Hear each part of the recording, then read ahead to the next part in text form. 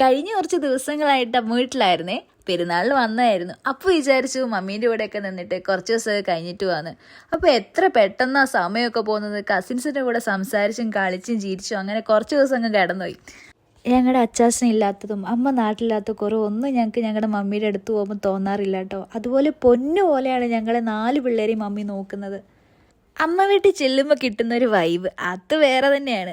അവിടെ കിട്ടുന്ന ഫ്രീഡവും ഹാപ്പിനെസ്സും എനിക്ക് വേറെ എവിടെയും കിട്ടില്ലെന്ന് തന്നെ വേണം പറയാൻ. എൻ്റെ സെക്കൻഡ് ഹോം എന്നൊക്കെ തന്നെ പറയാം. അങ്ങനെ ഇപ്രാവശ്യത്തെ പെരുന്നാളൊക്കെ കഴിഞ്ഞ് ഞങ്ങൾക്ക് നേരെ തിരിച്ച് വീട്ടിലോട്ട് പോകാൻ സമയമായി. അപ്പോൾ ഞങ്ങൾ ഇന്ന് വൈകുന്നേരം പോവാണ്.